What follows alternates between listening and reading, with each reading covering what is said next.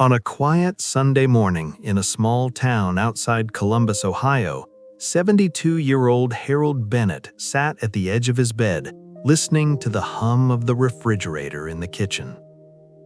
The house used to have different sounds: the clatter of dishes, the murmur of a television talk show, his wife Margaret humming old gospel songs while watering her plants. But Margaret had been gone for 3 years now. The silence that followed her death was not immediate. At first, neighbors brought casseroles. His daughter called every evening from Chicago. Church friends stopped by with warm hugs and stories about heaven. But grief, like winter, lingers longer than visitors do. Now Sundays were the hardest. Sundays used to mean church at 9 a.m., lunch at the diner down the street, and an afternoon nap while football murmured softly on TV. Today, Harold stared at the clock. 8:17 a.m. He had stopped going to church 6 months ago. It wasn't anger at God, it was exhaustion. Smiling felt heavy. Answering, "How are you?" felt dishonest. The living room still held Margaret's armchair by the window. He had not moved it. Sometimes he caught himself glancing at it, almost expecting to see her there, her glasses sliding down her nose as she read. Loneliness, he discovered, was not loud. It was quiet. It was polite. It sat beside you and waited. Harold rose slowly, knees stiff from arthritis, and shuffled toward the kitchen. He poured himself coffee for one. The mug he chose was the plain blue one. He couldn't bring himself to use hers anymore. Outside, the neighborhood was alive. Children rode bicycles. A dog barked happily. Somewhere, a lawnmower started up. Life continued. Inside the small house on Maple Street, Harold Bennett stood alone in his kitchen, holding a warm mug in trembling hands, wondering how a day once filled with love could now feel so unbearably long. And Sunday had only just begun. By late morning, the silence had grown heavier. Harold tried to distract himself the way he always did on Sundays. He turned on the television, flipping through channels until he landed on a church service broadcast from somewhere in Texas. The preacher's voice was energetic, full of certainty. The choir sang loudly, joyfully. Harold watched for a moment. Then he muted it. The joy on the screen felt distant, almost unreal, like looking through a window into someone else's life. He glanced at the small wooden table by the couch.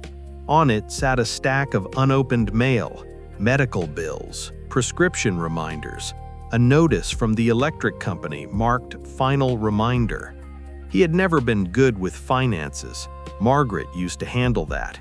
She kept everything organized in neat folders labeled in careful handwriting.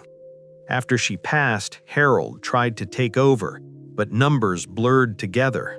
Due dates slipped by. His Social Security check covered the basics, barely.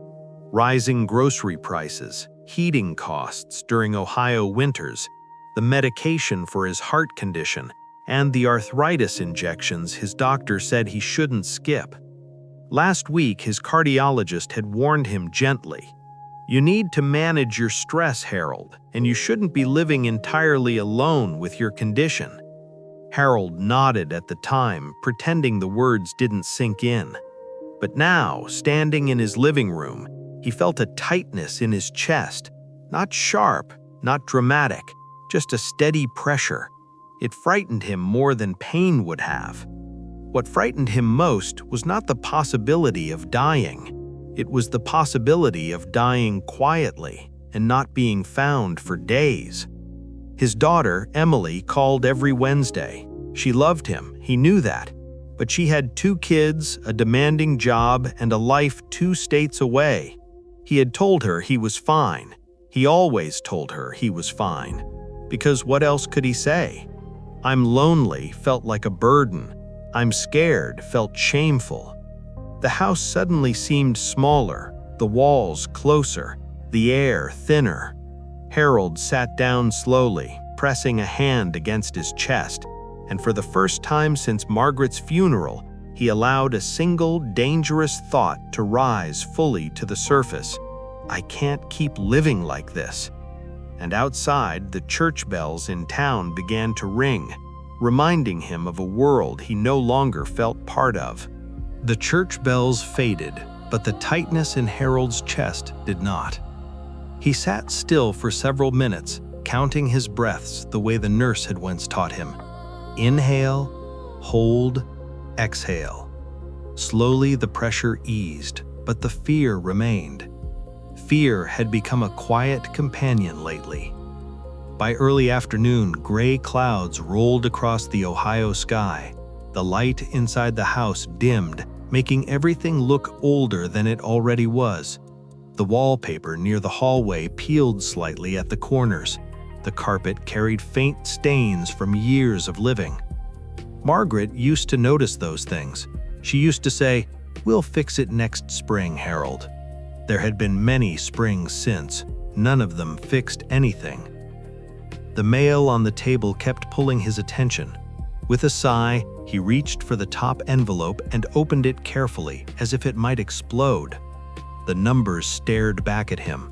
Past due amount, late fee applied. His hands trembled. He had enough in savings to cover a few more months, maybe, but after that, he had already stopped refilling one of his prescriptions to save money. He told himself he felt fine without it. The truth was, he didn't. A sudden knock at the door startled him. Harold froze. No one visited on Sundays. Another knock, firmer this time. He forced himself up and shuffled to the door, heart pounding again, this time from nerves. Through the small window, he saw a young man in a delivery uniform holding a package. Harold opened the door just a crack. "Package for Bennett," the young man said politely. Harold blinked. "I didn't order anything." "It's prepaid," the young man replied, handing over a small box. After the door closed, Harold stared at it on the kitchen counter. His name was written in his daughter Emily's handwriting. His chest tightened again, but differently this time. He opened the box slowly. Inside was a digital tablet, neatly packed, along with a handwritten note. "Dad, I know you don't like technology, but I set this up so we can video call anytime. The kids miss you. I miss you too. Please try it. For me. Love, Emily." Harold sank into a chair. The tablet might as well have been a spaceship control panel. Buttons, screens, passwords, things that beeped. He felt small. Margaret would have figured it out. She was always braver with new things. He stared at the blank screen until it reflected his own tired face back at him.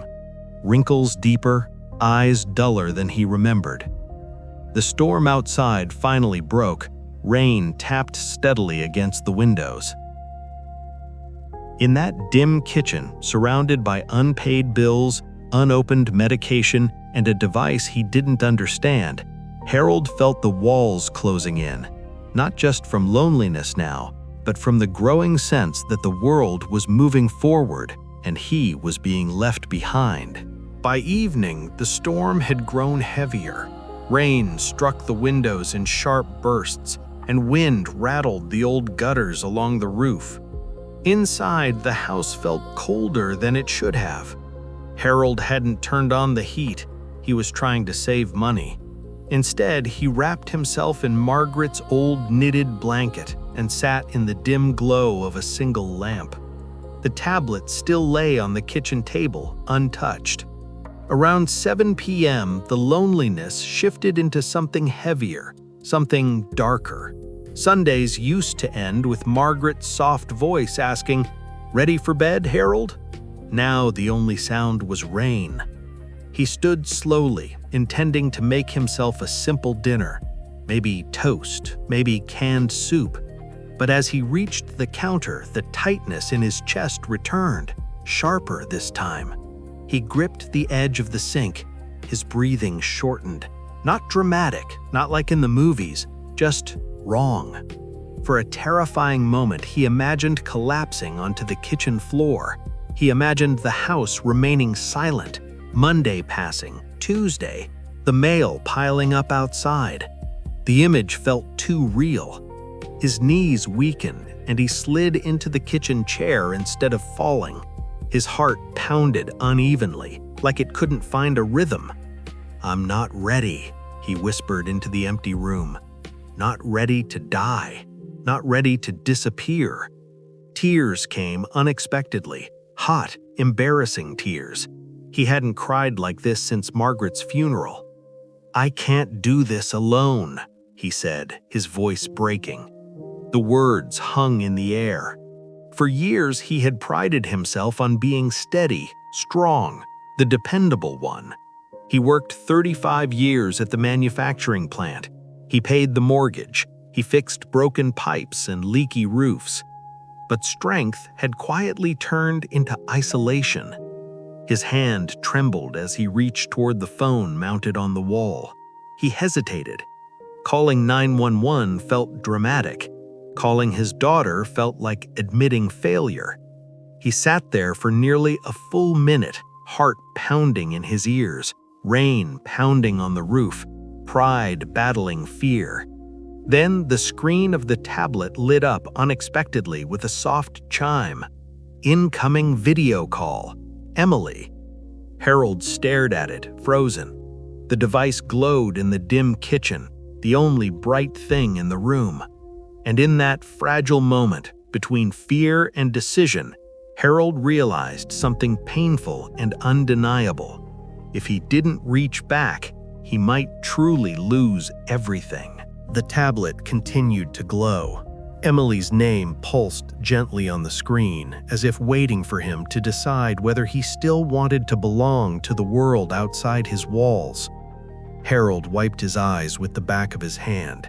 His breathing was still uneven, but the sharp pain in his chest had softened into a dull ache. The chime sounded again. With trembling fingers, he reached for the tablet.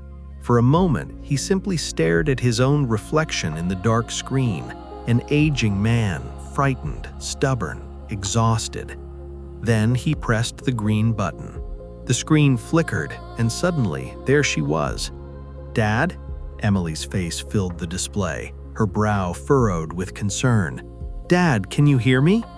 Behind her, he could see a kitchen brighter than his. Modern cabinets, magnets on the fridge. A child's voice echoed in the background. Harold swallowed. I hear you." Relief flooded her face. "You didn't answer your phone earlier. I had a bad feeling." He tried to smile. It came out crooked. For a few seconds, neither of them spoke. The silence felt different from the one in his house. This silence was shared. "Dad," Emily said softly, "you don't have to pretend with me." The words cracked something open inside him. He looked down at his hands. "I'm tired, Em." His voice trembled.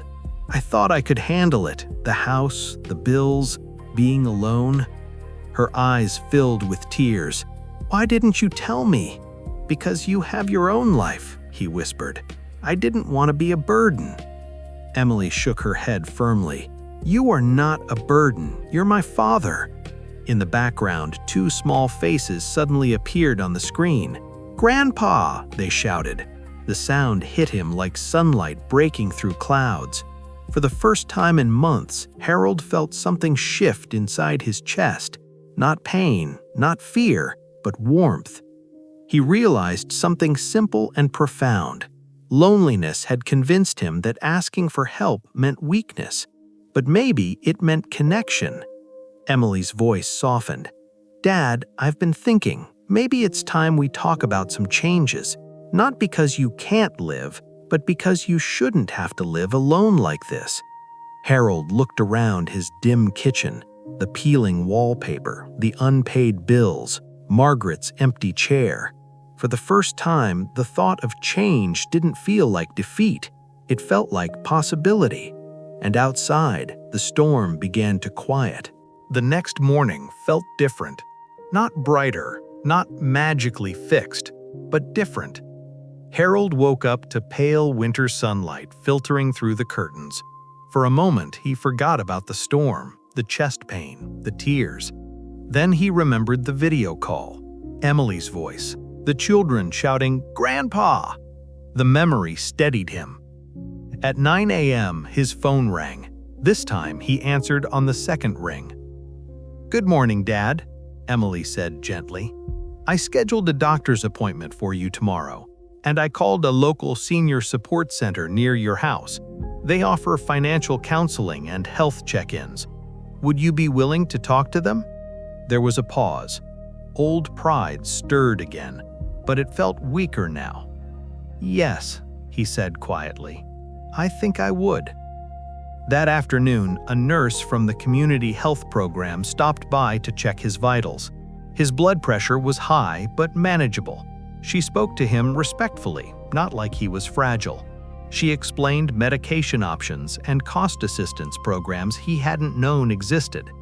For the first time in months, Harold felt informed instead of overwhelmed. 2 days later, Emily drove down from Chicago with the kids. The house filled with noise, small footsteps running down the hallway, laughter echoing against walls that had grown used to silence. His granddaughter placed a drawing on the refrigerator. "So you don't feel lonely," she explained. The words were simple, the impact was not. They talked seriously that evening, about options, about selling the house eventually, about moving closer to Emily, or possibly into a small senior apartment community nearby where he could maintain independence but not isolation. The decisions weren't finalized, nothing drastic happened overnight, but something inside Harold had changed. He began attending a weekly coffee gathering at the local senior center. The first time, he nearly turned around in the parking lot, but he forced himself inside. There were other men there, widowers, veterans, retired teachers. They talked about arthritis, baseball, and grandchildren. No one pretended life was easy, and that honesty felt like oxygen. Recovery, Harold realized, was not dramatic. It was slow. It was awkward. It was admitting you needed help and showing up anyway. Sunday came again the following week. It was still quiet, but it was no longer unbearable. Another Sunday morning arrived on Maple Street. This time, Harold Bennett did not wake up to silence that felt like an enemy. He woke to the soft buzz of his phone alarm and the faint hum of the heater on because he no longer felt guilty about keeping himself warm. He sat at the edge of his bed, just as he had the Sunday before, but something inside him was steadier. The house was still the same. Margaret's armchair remained by the window. Her photograph still rested on the mantel. Grief had not disappeared, it likely never would, but grief no longer filled the entire room. After breakfast, Harold dressed carefully, pressed shirt, clean slacks, not for anyone else, for himself. At 9 a.m., instead of turning on the television, he picked up the tablet. His fingers were still clumsy with it, but he had practiced. He tapped the church live stream Emily had bookmarked for him. The choir's voices filled the living room. He didn't mute it this time. Later that afternoon, he walked slowly to the senior center's Sunday coffee hour. The winter air bit at his cheeks, but it felt alive, real. Inside, someone waved him over. "Harold, over here!" The sound of his name spoken with familiarity warmed him more than the coffee did. He realized something as he sat among other aging faces, each carrying their own invisible battles. Loneliness thrives in silence, but connection begins with a single uncomfortable step. That evening, back home, he placed Margaret's favorite mug beside his own and poured 2 cups of tea. One he drank, the other he left by her chair, not out of denial, but out of remembrance. "Still learning, Maggie," he said softly. He wasn't cured of loneliness. Some nights would still be heavy. Some bills would still cause worry. His heart condition would require care. Aging would continue its quiet work. But he no longer faced it in secrecy. He had learned that independence does not mean isolation, that asking for help is not surrender, and that even on the loneliest Sundays, the world can still reach you if you allow it to. Outside, the church bells rang again. This time, Harold listened, and in the small house on Maple Street, Sunday no longer felt endless. It felt survivable. And sometimes, at this stage of life, that is more than enough.